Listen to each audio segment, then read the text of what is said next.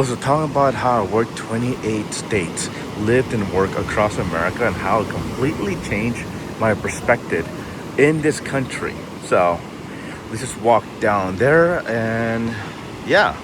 But nonetheless, for my whole life, I kind of like New San Diego and California. And that's all I thought about because I really didn't think about any other state. And I was pretty much living my own bubble. So basically, I thought America was basically California. I know that sounds really dumb to say, but when you lived here your whole life and don't really go other places, you kind of like have that mindset. But it's once you really traveled outside of California, and especially for work, you realize that America is very diverse and has a lot of subcultures. So pretty much, I'm going to be talking about how working in different states and across America really does change your outlook and makes you more open-minded. What I mean by that is how you deal with people from different states and just dealing with conflict. Because when you work with with a bunch of other people around America, it's you have to learn to adapt. But it's once you really traveled outside of California, and especially for work, you realize that America is very diverse and has a lot of subcultures. Basically, like the accents are different, the food is different, and just the values of many Americans have. So, again, this is what a lot of my international friends pretty much put this simply. Each state in America is basically like a country with its own set of values and culture. So pretty much, I'm going to be talking about how working in different states and across America really does change your outlook and makes you more open-minded. What I mean by that is how you deal with people from different states and just dealing with conflict. Because when you work with with a bunch of other people around America, it's you have to learn to adapt. So I'm taking you back, you guys, to where it started back in 2020 during the height of COVID. That's the time that I first got a job working in a different place. So I think we all know what happened in 2020. I don't want to put it because YouTube might, I don't know, you might never know with YouTube, but there was something going on in 2020. But at that time, I was pretty much stuck at home and pretty much miserable and kind of depressed.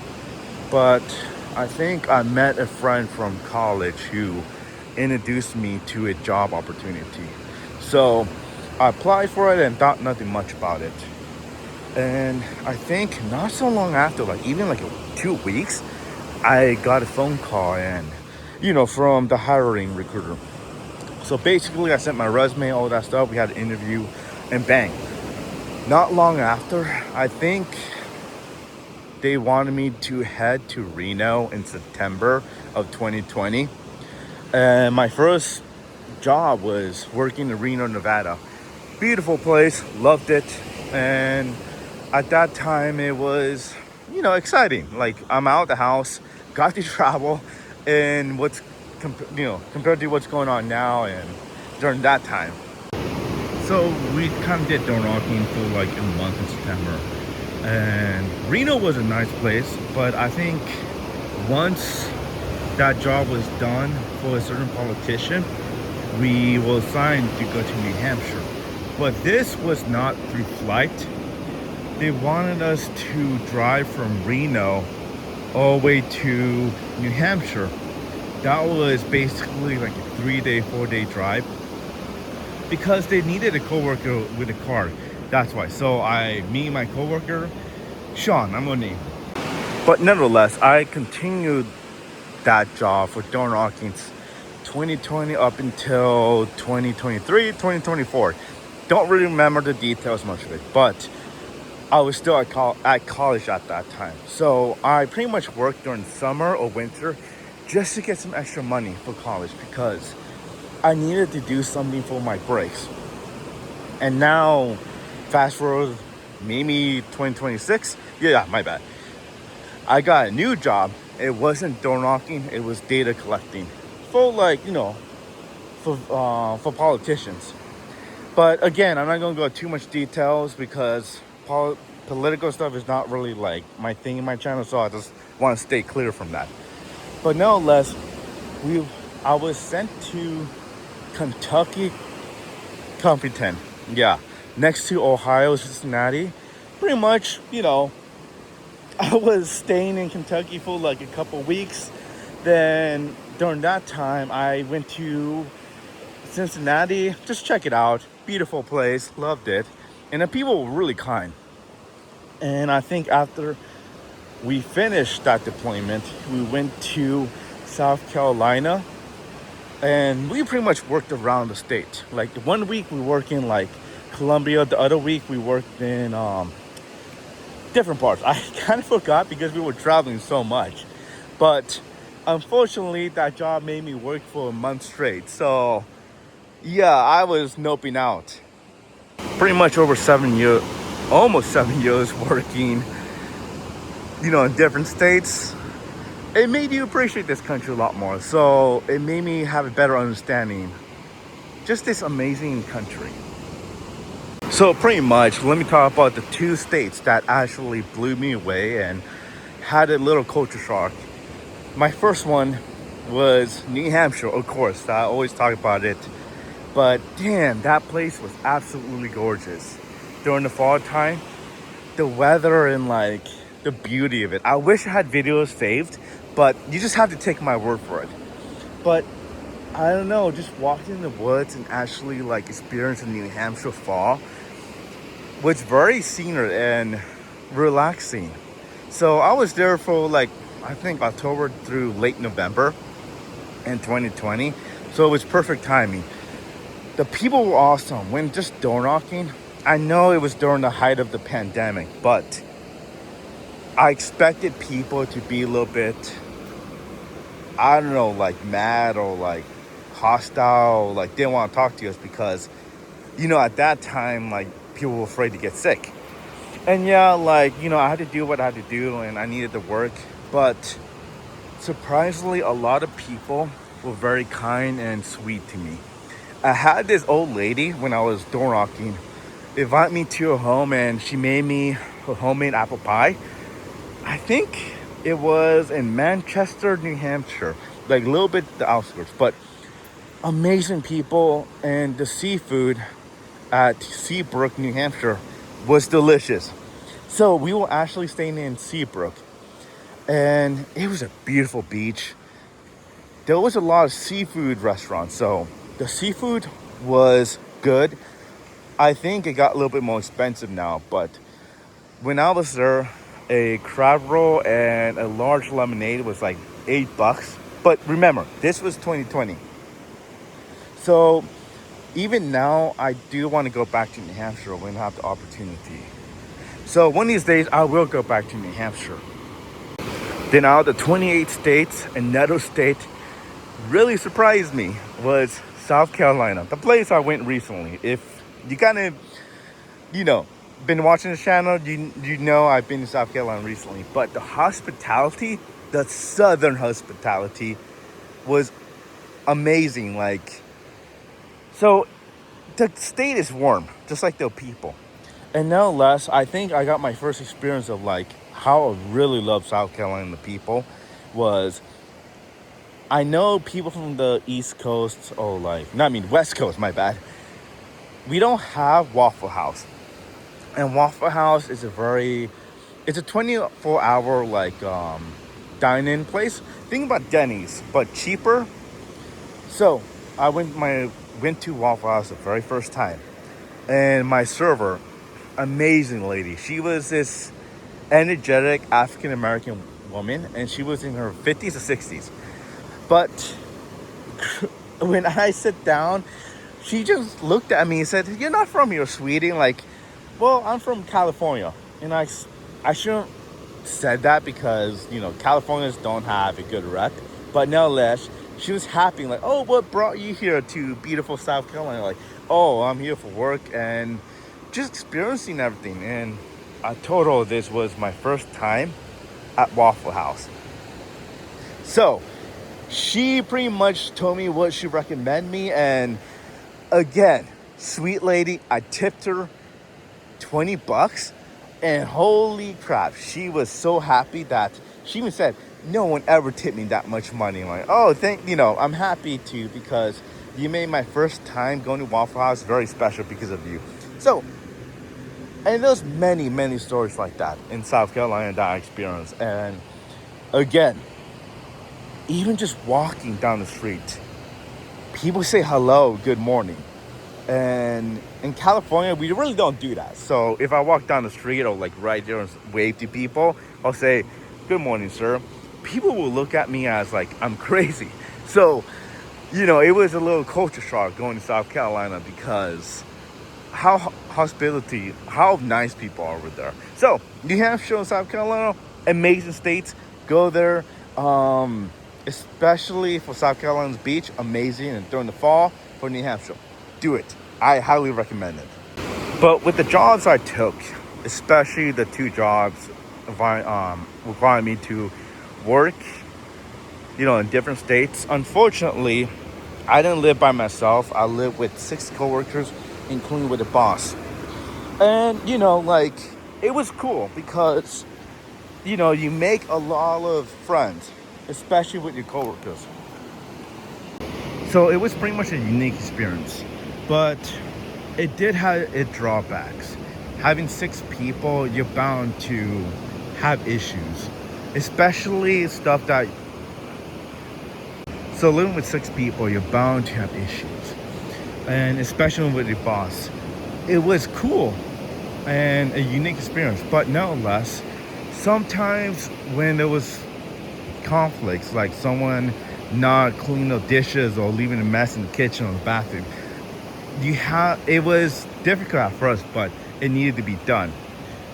But nonetheless, I kind of learned how to deal with that and actually do it in a way that doesn't come across as hostile, like just coming as like mean or raw. But nonetheless, sometimes that did not work, and you just unfortunately had to deal with it. And there was a few times I had a coworker who was very messy, and unfortunately that brought the morale down to the whole team. But nonetheless, another issue was if you had a good boss or a bad boss living with you, because it actually changes the whole vibe of the house. When you actually have a cool ass boss who's chill and like, okay, who's not like uptight, amazing guy, makes the living experience so much better. But when you have a boss that's, the opposite, who's not cool, it really drains the morale. And I think my last job he was a cool guy as a person, but he had issues. And on top of that, us going to work basically a month straight. On top of that, having some bad roommates who didn't clean after themselves, especially in the bathroom and the kitchen. So we had only one bathroom most of the time, sharing with 6 guys, and usually the boss had his own bathroom. So that was for him. And yeah, I'm not gonna lie, dude, the morale was super bad. And that's why you guys haven't, with my last video, I left early in that job. But the other jobs, when it came to door knocking, was not that bad. There was some issues, but nonetheless, I kind of sucked it up and, pushed through. But nonetheless, living with 6 people does give you good stories, because one of my stories is, this was back in 2020 when I was door knocking. I had this coworker. He was a cool guy, but I'm gonna name him Jimmy. So Jimmy came from New Jersey. I almost say New Hampshire, but New Jersey. Okay. So we met in Reno, Nevada, and the guy was cool. We were door knocking, and the job wasn't that bad. But one of the issues was this guy urinated and pooped everywhere. So I know it's strange. Bear with me, but he got his first warning when he actually door knocked at a homeowner. And, the homeowner wasn't home. So he put the literature in the door. And not too long after, still in the camera view, he peed on the neighbor's tree. And the camera could see it. So they got the evidence and the lit we were campaigning for. No, the lit for the candidate. So, not a day after, the company that we're working for got a call, and the politician got a call saying, "Hey, one of your doorknockers just took a piss in my, what is it? In my property." So this guy, first time he just got yelled at, and pretty much he promised never to do it again. But he did it again. But instead of peeing on the neighbor's property, he legitimately took a big dump. And his excuse was, I kid you not, he said, "Oh guys, it's a Jersey thing. It's a Jersey thing." Yeah, I mean, that guy was pretty much fired after the first month. But it also did not help that when this guy got his paycheck per week, he went to the bunny ranch. I'm not going to explain what the bunny ranch is, guys. You can look it up. There's YouTube documentaries about it. But this guy spent $900 per week on that place. And throughout the week, this guy had no money. So it was bumming us to get food for him. And I felt bad sometimes. Maybe I shouldn't have done this, but I gave him a pack of ramen or some eggs. And dude, just take it. I told him, don't use it on, the bunny ranch anymore. Don't spend your next paycheck. But he still spent all of his paycheck. Again, until he got fired. But no less, stories like that makes the whole experience so worth it. Yeah, I'm just going to go back. But no less, being away from friends and family, I did get homesick. Especially my first time working in a different state. I think from September to November, I was gone, and oh boy, dude, I was really, really homesick. I really missed my friends and family. I never felt alone because I had my coworkers, but it wasn't the same because at the end of the day, they were not really my friends. We were just there to either trauma bond or we were there for work. But it would have been a lot better if I was living with my friends and family. So I think my last work, I went to South Carolina and Kentucky. I realized, I don't think I'm going to work, in a different state anymore because, I don't know, being homesick is a real, issue, and I really faced that. The only time I was not homesick, and surprisingly, I would stay there for years on end, was my time working in Japan, because I had friends over there, long-lasting friends who lived in Japan. So I already established my time and my connections in Japan. So, and plus maybe having the girlfriend at that time also helped a lot. So I wasn't too much homesick, but no less, those type of jobs, especially it was worse last time when I was in South Carolina because holy crap, dude, working a month straight, everyone was very stressed out and just antsy. And the only coworker out of the 6 coworkers I was with, there was only one that I was friends with. Amazing guy. But hey, if you watch this video, man, I'm not gonna say name, but thank you for being a good friend and helping me throughout that month, because if you weren't there, dude, I would have left and just screw it, But hey, thank you for being a good friend, bro. But no less. So I realized I don't think I'm ever going to do that again. Unless it's in Japan. So what I learned from working in 28 states and living there, pretty much I learned a lot. And in a way, it helped me through my college career. Because again, for the longest time being in California, being born and raised here, you're inside the bubble. And I think many people who don't leave their hometown or their home state don't understand how diverse and different America is. And it gives you more appreciation of how amazing this place is, this country. And people will get mad at me how we're divided these days. But no less, it also helped me through my college career because not many of you know this, but I studied international business. So my whole major was business with the aspect of learning cultures and people. And with my job, with me working in 28 states and living there, yeah, it was a good real life experience. So I highly recommend people, even if you can't afford to go abroad, go to the next city or go to the next state. Stay there for a couple of days. Learn about the people. And again, you may think like, this is America, dude. Like, we're all the same. Yes and no. But nevertheless, working those jobs, dramatically helped me. Then when I was working in Japan and going to the Philippines, I adapted easily, especially the Japanese work culture helped me a lot. Then once I went to the Philippines, I really got a grasp about people's cultures, and I don't push my general like my culture to other people. So it made me a better person to understand people. So that's what I recommend. Go and travel. Oh, just take that risk. I was scared to like work in a different state for a while. Wait for my friends and family, and that was a risk that paid off a lot. So overall, guys, thanks for watching this. I'm probably going like walk for a couple miles, get my 10,000 steps. But yeah, that is my thoughts of working in 28 states and living there.